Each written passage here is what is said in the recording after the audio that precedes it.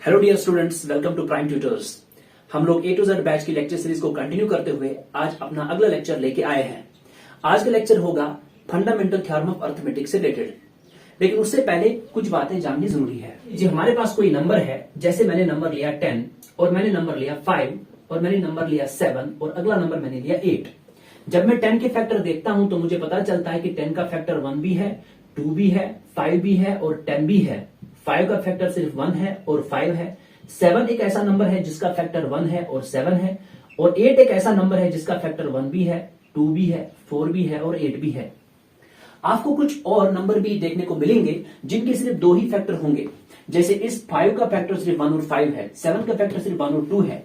इसके अलावा आपको 2, आपको 11, 13, 17, 19, 23, इसी तरह से 29 और आगे बढ़ोगे और भी आपको बहुत सारे नंबर ऐसे मिलेंगे जिनका फैक्टर सिर्फ 1 होगा और इटसेल्फ होगा।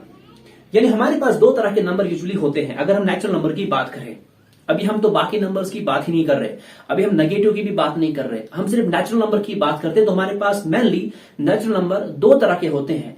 एक वो नंबर जिनके 2 से ज्यादा फैक्टर्स हैं और एक ऐसे नंबर जिनके सिर्फ 2 फैक्टर है। और वो 2 फैक्टर कौन सा है? एक तो 1 जो कि यूनिवर्सल फैक्टर है, सबका फैक्टर होता है, और दूसरा हमारा 5 या 7 का 7 यानी इटसेल्फ। यानी ऐसे नंबर होते हैं जिनके सिर्फ 2 फैक्टर्स होते हैं, ओनली 2 फैक्टर्स। भी नेचुरल नंबर होते हैं जिनके सिर्फ 2 ही फैक्टर होते हैं। और इस तरह के खास नेचुरल नंबर को हम लोग बोलते हैं प्राइम नंबर्स। क्या बोलते हैं? Prime numbers. ये चीज मैं उम्मीद करता हूं आपको पहले से आती होगी, लेकिन फिर भी फंडामेंटल थ्योरम ऑफ अर्थमेटिक पढ़ने से पहले हमें पता होना चाहिए प्राइम नंबर किसे बोलते हैं। और जो बाकी बचे नंबर है, यानी जिनके 2 से ज्यादा फैक्टर है, कम से कम 3 फैक्टर तो होंगे ही, उन सभी नंबर्स को हम लोग बोलते हैं कंपोजिट नंबर्स।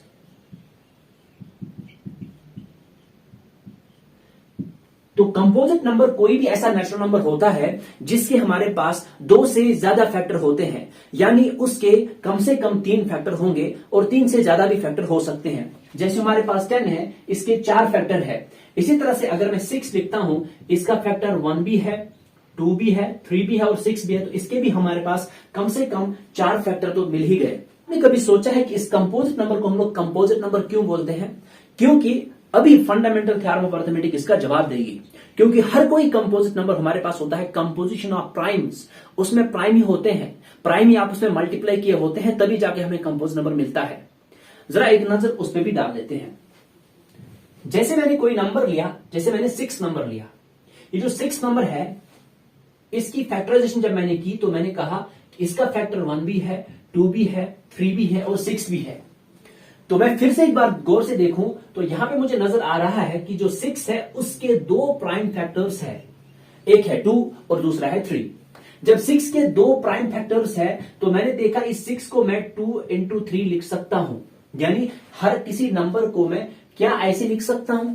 सवाल यहां पे ये है, क्या हर कोई नेचुरल नंबर जो कि कंपोजिट नेचुरल नंबर है, क्या उसको मैं प्रोडक्ट ऑफ प्राइम फैक्टर्स लिख सकता हूं? एक और बार देख लेते हैं। मैंने नंबर लिया 10।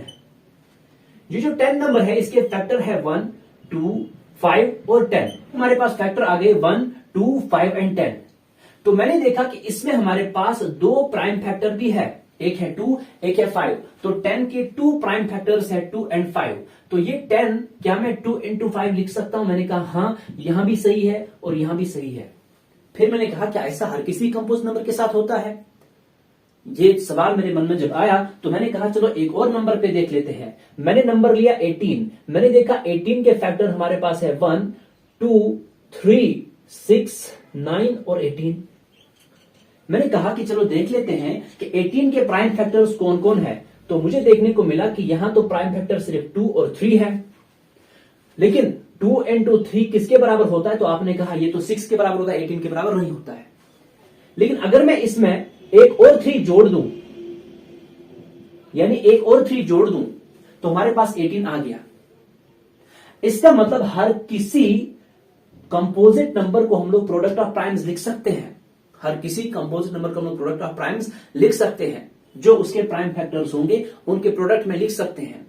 लेकिन कभी हमें 3 को 2 बार लिखना पड़ेगा, कभी हमें 2 को 2 बार लिखना पड़ेगा। जैसे 12 हमने लिया, 12 के फैक्टराइजेशन हमने की तो हमने कहा 1 है, 2 है, 3, 4, 6 और 12, ये सब इस 12 के फैक्टर्स है। हमने देखा कि इसके प्राइम फैक्टर्स तो सिर्फ 2 है और 3 है, और हमने देखा कि 2 इंटू 3 तो 6 के बराबर होता है, तो 12 नहीं है, तो हमें एक बार और 2 से मल्टीप्लाई करना पड़ेगा, तब हमारे पास 12 आएगा।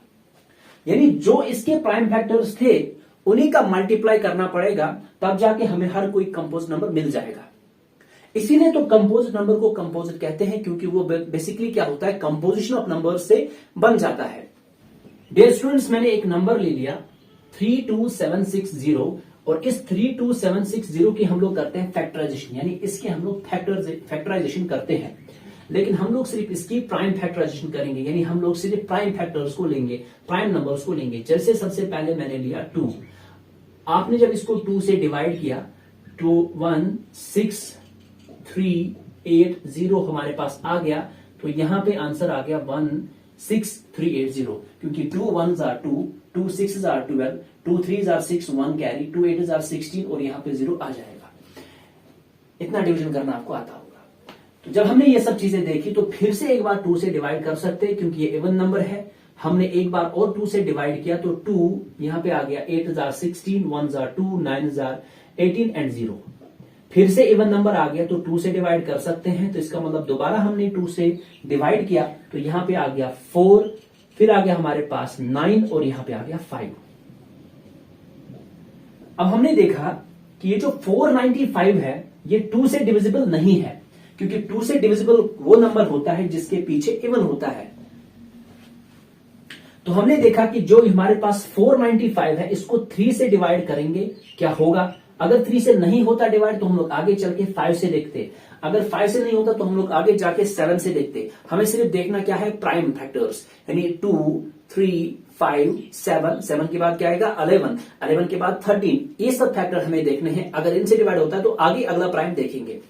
जैसे हमने देखा कि 3 से ये डिवाइड हो रहा है, हमने कहा कि 3 1s are 3, उसके बाद 3 6s are 18 and 3 5s are 15, ये डिवाइड हो गया 3 से। क्या फिर से ये 3 से डिवाइड होगा, तो आपने कहा हाँ शायद तो होगा। हमने कहा कि हाँ बिल्कुल ये 3 से डिवाइड होगा। 3 5s are 15 और 3 5s are हमारे पास आ गया 15। अब नेक्स्ट जो हमारे पास नंबर है, ये किससे डिवाइड होगा, 3 से तो डिवाइड होगा नहीं, तो ये 5 से डिवाइड होगा, और हमने जब इसको 5 से डिवाइड किया, तो हमारे पास आ गया 11। 11 तो खुद ही प्राइम है, इससे आगे हम लोग डिवाइड कर नहीं सकते। जो यहां पे इस तरह का ट्री बन गया, यानी हमने फैक्टराइजेशन की, फिर इस तरह से हमने लिखा, इसको बोलते हैं हम लोग फैक्टर ट्री। इसी को बोला जाता है फैक्टर ट्री। इससे हमें क्या पता चलता है, हमें पता चलता है कि चाहे कोई भी नंबर हमारे पास हो, कोई भी नेचुरल नंबर हमारे पास हो, उसको हम लोग प्रोडक्ट ऑफ प्राइम्स लिख सकते हैं। यानी इससे हमें पता चल गया कि जो हमारे पास नंबर 32760 है, इसको हम लोग 2 into 2 into 2 into 3 into 3 into 5 into 11 लिख सकते हैं। यानी जब आप इन नंबर्स का मल्टीप्लाई करोगे, 2 into 2 into 2 into 3 into 3 into 5 into 11 करोगे, तो आपके पास आंसर 32760 ही आना चाहिए। इस तरह की चीज को बोलते हैं फैक्टर ट्री।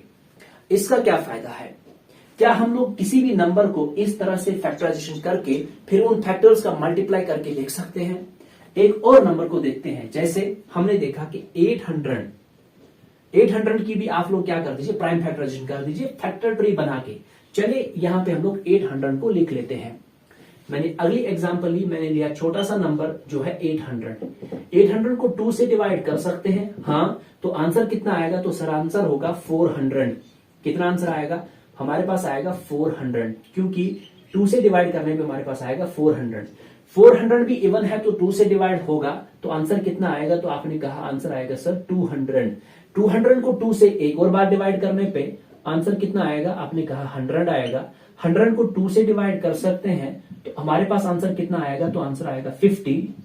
और अब 50 को 2 से डिवाइड हाँ कर सकते हैं, तो आंसर कितना आएगा, तो आपने कहा आंसर आएगा सर 25। अब इस 25 को हम लोग 2 से डिवाइड नहीं कर सकते, 3 से भी नहीं कर सकते, तो हमें नेक्स्ट प्राइम देखना पड़ेगा, जो कि हमारा है 5। हमने देखा कि 5 5s are 25, और जब हमारे पास आखिर में प्राइम खुद आता है, प्राइम ही खुद आता है, तो इससे आगे हम लोग फैक्टराइजेशन कैसे कर सकते हैं, तो यहां पे हमें रुकना पड़ेगा। हमने देखा कि तो इस हिसाब से हमारे पास जो 800 है, ये हमारे पास 2 into 2 into 2 into 2 into 2 into 5 के बराबर है। यानी 2 कितनी बार आ रहा है, 1 2 3 4 5 बार आ रहा है। तो 2 इंटू 2 इंटू 2 5 करने से अच्छा है कि मैं 2 टू द पावर 5 लिख दूं और मल्टीप्लाइड बाय 5। 2 बार आ रहा है 5, आप लोग यहां ऐसे लिख सकते हैं, लास्ट में 1 आना चाहिए। तो 2 बार 5 आ रहा है तो हम लोग 5 को 5 स्क्वायर भी लिख सकते हैं।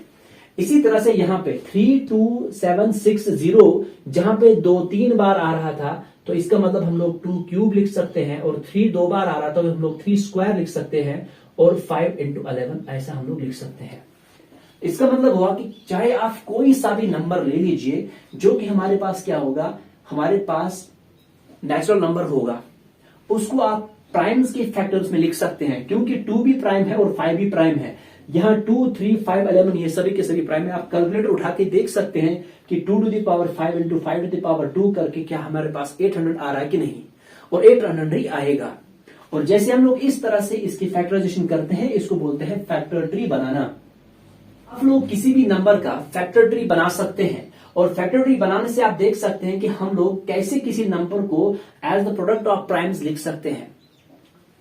अब हम लोग सीधे आते हैं फंडामेंटल थ्योरम ऑफ अर्थमेटिक पे। चलिए अब हम लोग समझते हैं fundamental theorem of arithmetic. Fundamental theorem of arithmetic कहता है कि every composite number can be expressed as a product of primes and this factorization is unique irrespective of order of prime factors। सबसे पहली बात ये कहता है कि हर कोई कंपोजिट नंबर, तो अभी मैंने समझाया था वीडियो के शुरू में कि कंपोजिट नंबर क्या होता है। कोई भी ऐसा नंबर जिसके 2 से ज्यादा फैक्टर होते हैं वो कंपोजिट कहलाता है। यानी प्राइम को छोड़ के जितने भी बाकी नंबर है वो कंपोजिट नंबर्स है। उसको हम लोग एक्सप्रेस कर सकते हैं एज प्रोडक्ट ऑफ प्राइम्स। तो ये भी मैंने अभी दिखाया कि जब हम लोग फैक्टर ट्री बनाते हैं तो उसमें हम यही तो दिखाते हैं कि कोई भी नंबर हो उसको हम लोग प्रोडक्ट ऑफ प्राइम्स लिख सकते हैं। यानी किसी भी नंबर की हम लोग सिर्फ प्राइम फैक्टराइजेशन कर सकते हैं, यानी उसको सिर्फ हम लोग प्राइम से डिवाइड कर करके पूरा नंबर यानी पूरा डिवाइड कर सकते हैं, उसको बोलते हैं prime factorisation. And this factorisation is unique. और ये फैक्टराइजेशन कैसी होगी, ये यूनिक होगी। अभी मैं दिखाता हूं कि यूनिक कैसी होगी। लेकिन यूनिकनेस में इस बात से कंफ्यूज मत होना, irrespective of order of primes of factors. जैसे मैंने लिखा 8, बहुत आसान सी एग्जांपल से शुरू करते हैं। मैंने इस 8 को लिखा 2 इंटू 2 इंटू 2, बिल्कुल लिख सकते हैं, क्योंकि जब मैं इस 8 की प्राइम फैक्टराइजेशन करूंगा, फैक्टर ट्री बनाऊंगा, तो पहले 2 से डिवाइड होने पे 4 आएगा, दोबारा 2 से डिवाइड होने पे मेरे पास 2 आएगा, और 2 तो प्राइम है ही। तो इस तरह से हम लोग अगर एक और बार 2 से डिवाइड करेंगे तो 1 आएगा। इसका मतलब 8 को मैं इनका प्रोडक्ट लिख सकता हूं 2 इंटू 2 इंटू 2। ये 8 हमारे पास था कंपोजिट नंबर। इसको हमने एक्सप्रेस किया कैसे, एज प्रोडक्ट ऑफ प्राइम्स, क्योंकि 2 प्राइम है तो 2 इंटू 2 इंटू 2 क्या हो गया, प्रोडक्ट ऑफ प्राइम्स। जब हमने इसको एक्सप्रेस किया एज प्रोडक्ट ऑफ प्राइम्स, लेकिन क्या ये यूनिक है? यूनिक का मतलब हमें सिर्फ यही प्राइम्स मिलेंगे, इसके अलावा आपको कोई और प्राइम नहीं मिल सकता। क्या आप इसमें 3 डालना चाहे तो डाल सकते हैं? चलिए मैं यहां पे 3 डालना चाहता हूं। ये क्या बन गया, 2 3 6 2 12, तो 3 को नहीं डाल सकता। चलिए अगर मैं इन 2 को छोड़ के मैं 4 डालना चाहता हूं, क्योंकि 2 इंटू 2 तो 4 ही होता है, तो 2 इंटू 4 लिख दूं, लेकिन 4 तो प्राइम नहीं है तो ये भी नहीं लिख सकता।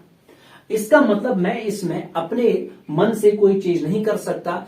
जो मेरे पास प्राइम फैक्टर आ रहे हैं वो यूनिक होंगे, इसके अलावा आप किसी और को इसमें डाल नहीं सकते, किसी और को किसी नंबर को इसमें से निकाल नहीं सकते। जैसे आपने लिखा, जैसे आपने 36 लिखा, 36 का जब हम लोग प्राइम फैक्टराइजेशन करते हैं, चलिए पहले फैक्टर ट्री बनाते हैं। तो हमने कहा कि 2 18,000 कितना हो गया 36, आपने कहा 2 9,000 कितना हो गया 18, आपने कहा 3 3,000 कितना हो गया, तो आपने कहा 9। तो हमने देखा कि जो 36 है उसके प्राइम फैक्टर्स है 2 इंटू 2 इंटू 3 इंटू 3। यही यूनिक है, आप इनको बदल नहीं सकते। आप 3 की जगह किसी और प्राइम को नहीं ला सकते, 2 की जगह किसी और प्राइम को नहीं ला सकते, और 2 इंटू 3 आपने 6 लिखना चाहा, 6 तो प्राइम है ही नहीं, ऐसा आप नहीं कर सकते। इसका मतलब ये होता है हमारे पास यूनिकनेस का मतलब। लेकिन एक चीज आप कर सकते हैं, और वो क्या चीज है कि आपने 36 को लिख दिया 2 इंटू 3 इंटू 2 इंटू 3, यानी इस 2 को आपने यहां पहुंचा दिया और इस 3 को यहां इस 2 पे ले आए। आप इनकी जगह बदल सकते हैं, इस प्रोडक्ट में आप इनकी जगह बदल सकते हैं, क्योंकि आप सब ये बात जानते हैं कि जब भी हम लोग a इंटू बी करते हैं वो b इंटू ए के बराबर होता है, जब भी हमारे पास a और b क्या होंगे, नेचुरल नंबर होंगे। यानी नेचुरल नंबर्स में हम लोग a इंटू बी करें या b इंटू ए करें, बात एक ही है। आप 2 इंटू 3 लिख दो या आप 3 इंटू 2 लिख दो, बात एक ही है। इसका मतलब इनकी जगह हम लोग बदल सकते हैं। ऑर्डर का मतलब हो गया इनकी जगह आप बदल सकते हैं, यानी ऑर्डर को छोड़ के बाकी मामला यूनिक है। आप इनको बदल नहीं सकते लेकिन इनकी जगह को बदल सकते हैं, ये कहना चाह रहा है। फिर से एक बार समझते हैं। फंडामेंटल थ्योरम ऑफ अरिथमेटिक कहती है कि कोई भी कंपोजिट नंबर, आपके पास कोई भी कंपोजिट नंबर हो, यानी वो नंबर जिसके 2 से ज्यादा फैक्टर होंगे, उसको आप एक्सप्रेस कर सकते हैं एज प्रोडक्ट ऑफ प्राइम्स, जैसा कि आपने फैक्टर ट्री बना बना के बहुत सारे एग्जांपल्स में देख लिया। और वो जो हमारा एक्सप्रेशन होगा, यानी हमने जब उसको एक्सप्रेस किया एज प्रोडक्ट ऑफ प्राइम्स, वो यूनिक होगा। आप उनमें किसी प्राइम को हटा नहीं सकते, किसी को अपनी तरफ से ऐड नहीं कर सकते, लेकिन उनका ऑर्डर आप चेंज कर सकते हैं। एग्जाम्पल के तौर पे जैसे 36 मैंने लिया, इसको 2 इंटू 2 इंटू 3 इंटू 3 लिख सकते हैं। ये मैंने 36 को as product of primes express किया, लेकिन इसमें मैं इन 2 और 3 को तो नहीं बदल सकता। 2 की जगह कोई और प्राइम नंबर नहीं ला सकता, 3 की जगह कोई दूसरा प्राइम नंबर नहीं ला सकता, बट इनकी मैं पोजीशन चेंज कर सकता हूं।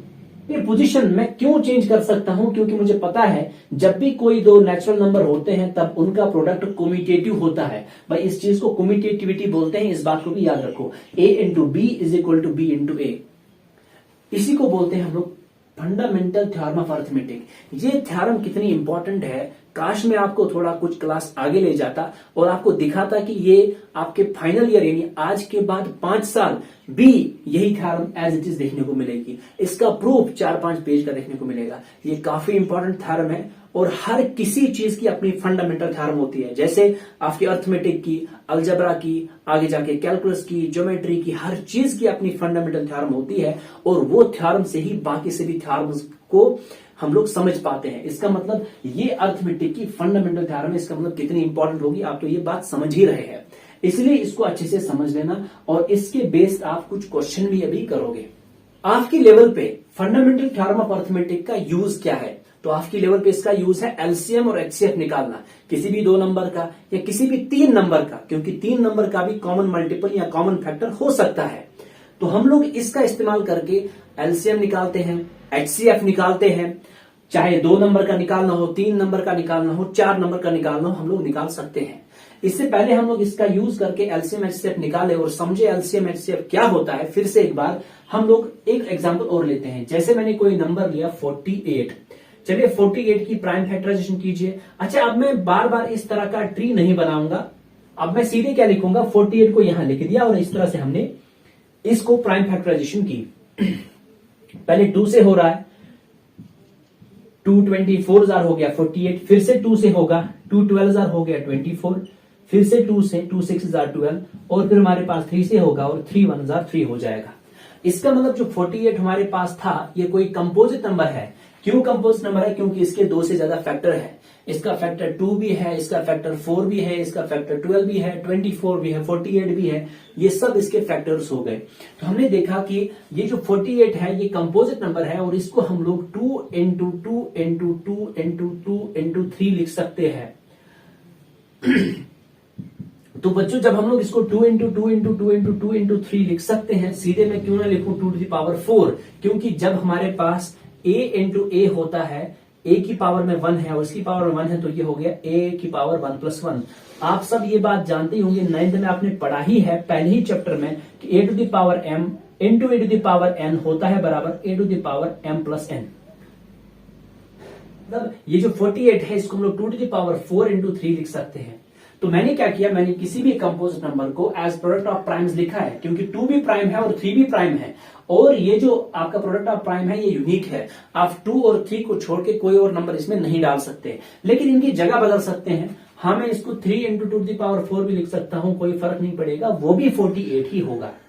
आइए एक बार और हम लोग सीखते हैं कि एलसीएम किसे बोलते हैं, उसके बाद हम लोग एलसीएम एचसीएफ निकालेंगे। एचसीएफ में ऑलरेडी पिछले वीडियोस में सिखा चुका हूं कि एचसीएफ किसे बोलते हैं। एलसीएम को एक बार समझते हैं। जैसे मैंने कोई नंबर लिया 3 और दूसरा नंबर मैंने लिया 4, 3 के मल्टीपल्स का मतलब क्या हो गया, 3 इंटू सम नेचुरल नंबर। बिल्कुल, तो नेचुरल नंबर क्या है, 1 2 3 4, इसी तरह से। तो 3 का मल्टीपल 3 हो गया, 3 1 3, 3 2 6, 3 3 9, इसी तरह से 12, 15, ठीक है। मल्टीपल्स हमारे पास क्या है 3, 6, 9, 12, 15, 18, इसी तरह से हमने कहा 21 and so on so fourth. अगर हम 4 की मल्टीपल्स देखें तो 4 का मल्टीपल 4 है, 4 1 4, 4 का पहाड़ा पढ़ दो भाई।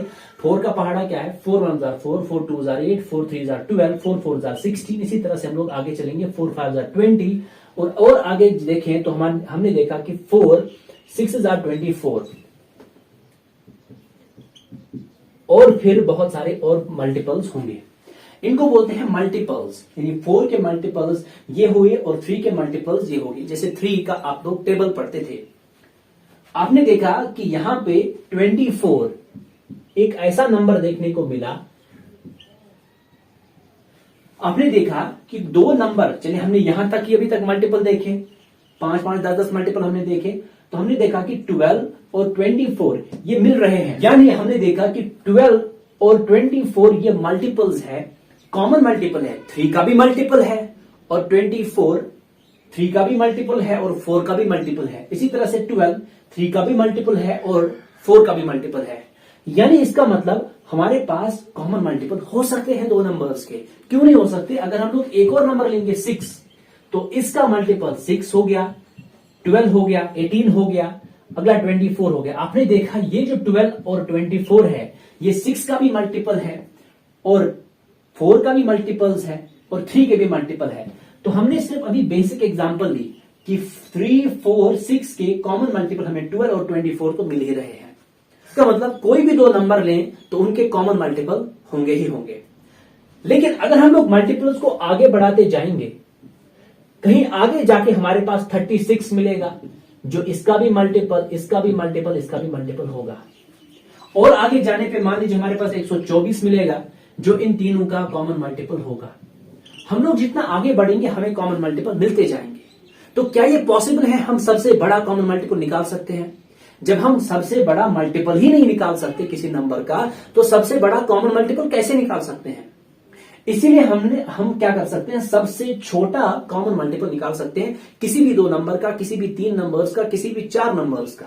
हम लोग उनका सबसे छोटा, जिसको बोलते हैं लीस्ट कॉमन मल्टीपल निकाल सकते हैं, उसी को बोलते हैं एलसीएम, लीस्ट कॉमन मल्टीपल। जैसे 3 4 और 6 के केस में हमने देखा कि कॉमन मल्टीपल सबसे छोटा 12 है, तो इसका मतलब हो गया कि एलसीएम ऑफ 3 4 एंड 6 ये किसके बराबर है? 12 के बराबर है। देखिए कैसे हम लोग प्राइम फैक्टराइजेशन का यूज करके कॉमन मल्टीपल निकाल सकते हैं। कॉमन मल्टीपल नहीं बल्कि लीस्ट कॉमन मल्टीपल निकाल सकते हैं। जैसे मैंने 2 नंबर दिए, एक नंबर है 24, एक नंबर मान लीजिए आप 62। तो ये जो 24 और 62 है, इसका हमें निकालना है लीस्ट कॉमन मल्टीपल। 24 के मल्टीपल क्या होगी? 24 1 24, 24 2 48। इसी तरह से आगे जाके हम लोग 24 3 72, ये सब इसके क्या हो गए? मल्टीपल हो गए। 62 के मल्टीपल क्या हो गए? 62 1 62, 62 124। यही सब आगे बढ़ाएंगे, इसके मल्टीपल हमें मिलते जाएंगे। लेकिन हमें देखना है कि सबसे छोटा इनका कॉमन मल्टीपल क्या है। तो उसको निकालने के लिए हम लोग इनकी करेंगे प्राइम फैक्टराइजेशन। अभी मैंने दिखाया कि इससे ऐसे किया जाता है प्राइम फैक्टराइजेशन। 24 का प्राइम फैक्टराइजेशन करो तो 2 12,000, फिर 2 6,000, फिर 2 3,000 और फिर यहां पे 3 1,000। हमने देखा कि 24 को हम लोग लिख सकते हैं 2 into 2 into 2 into 3। यही हम लोग अगर 62 का प्राइम फैक्टराइजेशन करें तो हमने देखा कि 2 3,000 और फिर हमारे पास कितना आएगा? 2 1,000। फिर इसका आगे हमारे पास क्या होगा? क्या इससे आगे 2 से होगा? नहीं। 3 से होगा? तो नहीं। फिर 5 से होगा? नहीं। 7 से होगा? नहीं। फिर 11 से होगा? नहीं। 13 से होगा? नहीं। 31 खुद प्राइम है तो इसका सिर्फ 31 से होगा, तो नीचे आएगा 1। इसका मतलब 62 की प्राइम फैक्टराइजेशन है 2 into 31। 2 into 31। आप लोग गौर से देखें तो इसको हम लोग 2 to the power 3 लिख सकते हैं, यानी इसको हम लोग 2 cube into 3 लिख सकते हैं और इसको 2 into 2 to the power 1 into 31 लिख सकते हैं। तो हमने देखा कि 62 को हम लोग 2 into 31 लिख सकते हैं, तो इसको हम लोग 2 to the power 1 into 31 लिख सकते हैं। जहां पे भी हमें प्राइम की पावर मिले, और इसमें भी 2 की पावर समथिंग है, इसमें भी 2 की पावर समथिंग है, जब हमें एलसीएम निकालना होता है तो हम 2 की हाईएस्ट पावर लेंगे, यानी जो हायर होगी, यानी उस कॉमन प्राइम की जो ज्यादा पावर है उसी को लेते हैं। जैसे 2 to the power 3 यहां पे मैक्सिमम है, तो इसको हमने लिया। बाकी जो बचे उनको भी ले लेते हैं, 3 भी लिया और 31 भी ले लिया। यही हमारा होगा एलसीएम। तो इसका मतलब हो गया हमारे पास एलसीएम ऑफ 24 एंड 62 किसके बराबर आ गया? वो आ गया बराबर 2 to the power 3 into 3 into 31। इसको मल्टीप्लाई कर दीजिए, जो आंसर आएगा वही हमारा एलसीएम होगा। तो आप समझ गए कि एलसीएम कैसे निकालते हैं। उम्मीद करता हूं आपको समझ में आया होगा। डियर स्टूडेंट्स, आज की वीडियो को रखते हैं यहीं तक, और कल हम लोग अगले लेक्चर में लेके आएंगे आपके लिए पूरी एक्सरसाइज नंबर 1.2 और इस एलसीएम एचसीएफ के चैप्टर को ही करेंगे क्लोज, और फिर देखेंगे आगे हमारे सिलेबस में क्या होगा। और हम लोग इसी तरह से स्टेप बाय स्टेप और एक एक करके हर एक चीज को क्लियर करते जाएंगे। आज के लिए इतना ही। Take care, bye bye.